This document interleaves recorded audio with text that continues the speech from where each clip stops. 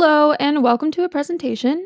We are titling this Beyond the Looking Glass Critically Writing with AI. This is kind of an introductory to writing with AI and how that might look in classroom instruction.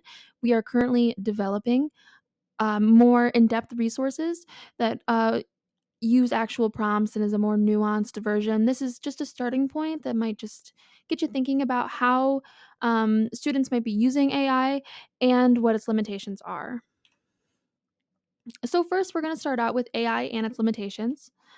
So, what is AI? AI stands for artificial intelligence. It's also referred to as a machine learning or algorithm. It's designed primarily to automate tasks. We've already been using a lot of different versions of AI, including spell checkers, speech to text, citation generators. We're already well aware of how these might help and also how these might not always be accurate. A lot of these AI technologies still require human intervention in order to provide accurate information and things that are correct.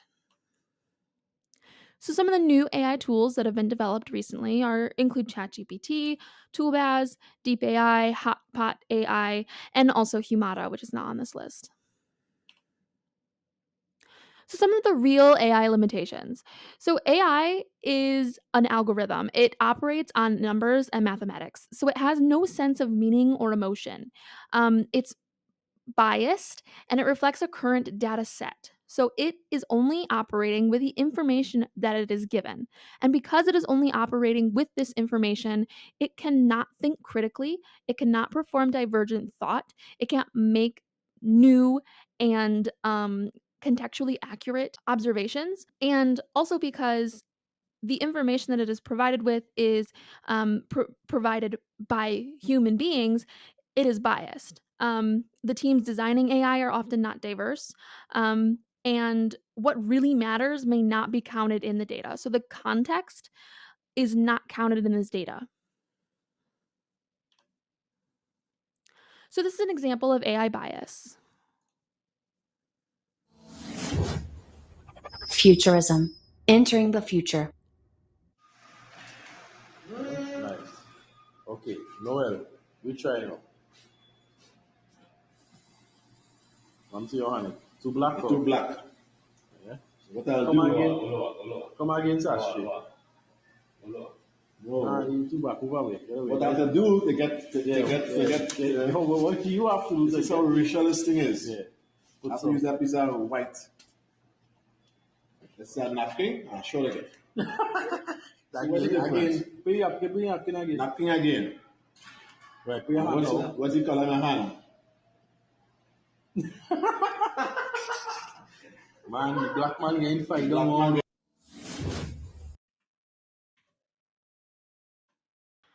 What happened there was not intentional, but it did provide a good example of how technologies can be um, designed with inherent biases. Um, these weren't intentional biases, and something that we might consider completely unbiased technology, a soap dispenser, actually was biased and actually does have a real effect that the machine has no way of understanding. So, just take a minute to think about what your experience with AI has been now that we have kind of defined it. Perhaps you're not familiar with ChatGPT, but you have likely used other sources and other resources quite similar to it that operate very similarly. This is just a quick list of how you can generate AI effectively. We are working on more in depth resources that actually go over specifics and how to actually incorporate prompts into ChatGPT and Humata. Um, but for the most part, these are some good general guidelines for understanding how to use it and what to avoid. So this is just another example. So this is ChatGPT and social media. This is providing um, a demonstration of how ChatGPT cannot understand context and tone. Um, so we asked ChatGPT to generate Tumblr posts about snails. Tumblr posts are categorized by a lack of capital letters, often snark or irony, and run on sentences. So it has its own culture and a way of communicating that is unique to the platform. So this is just one example. And this was ChatGPT's response. Um, Clearly, there is very little snark. It follows a very sciency kind of professional way of speaking. There's capital letters. There is rhetorical questions. It's all very quote unquote professional. ChatGPT was unable to understand the rhetorical context behind a Tumblr post and what the values, goals, the culture and politics surrounding the people who use this platform. It's a sample of a prompt that might follow the possible language of a rhetorical analysis that could be present in very introductional level English classes. And here's the demonstration of how that might work in ChatGPT.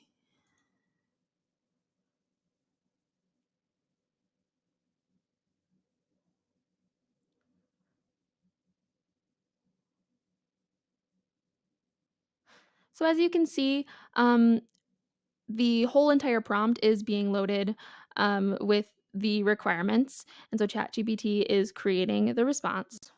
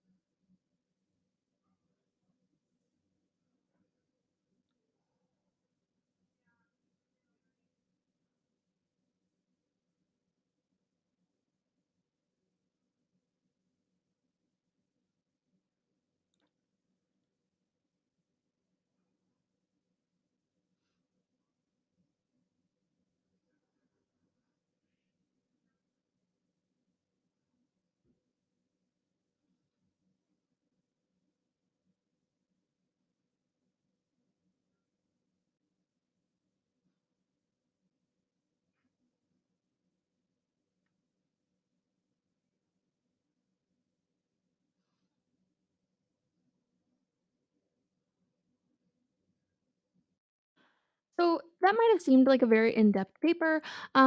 It might have seemed as if it answered all of the required prompts, and it might look like a lot of the papers that are being submitted by students. However, why was this a D paper? Looking at it more critically, we can see that it was half of the required word count. It does not have a reference page and doesn't include actual real life examples or sources. Um, it doesn't demonstrate an understanding of the analysis method or the chosen rhetorical artifact. So it does not understand where this type of Reddit post might fit within the internet and in the culture of espresso machines and understanding how to make coffee and all of that. It lacks the background information, it lacks the real life examples, and it lacks the ability to make connections between, the real life examples and the information, the claims that it's trying to provide. It can't do the things that humans are able to do. So what are the implications of this? So, we cannot trust AI to generate information that is accurate, well developed, or up to date within a particular academic field.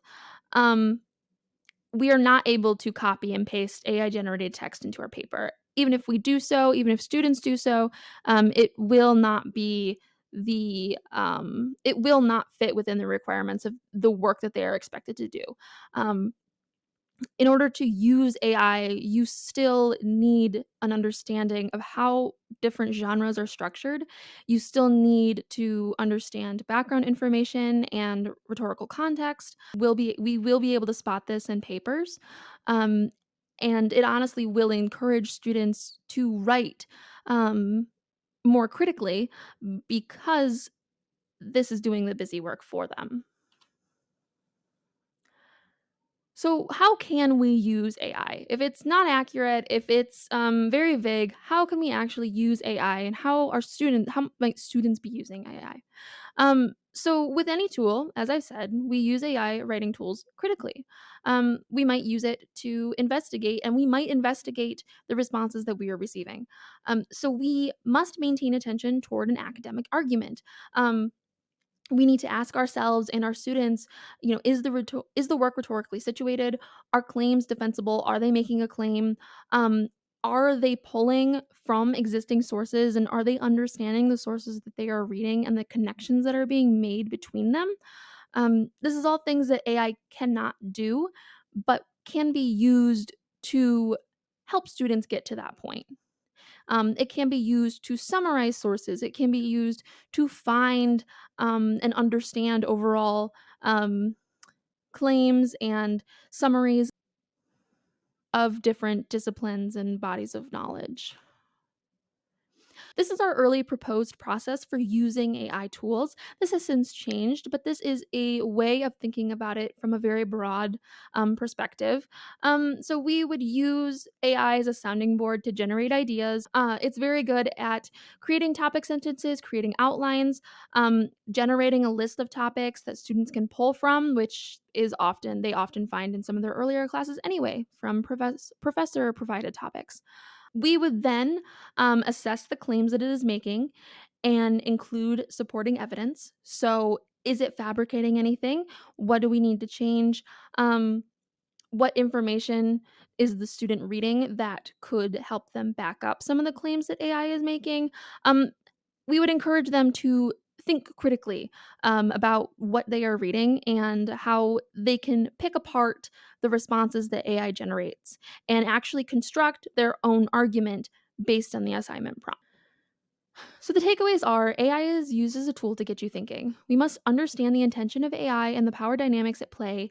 Um, there are inherent biases that we must be aware of. It can still be used as a tool to develop technical literacy because you still need to be familiar with how writing is structured and how to actually create a rhetorically sound argument.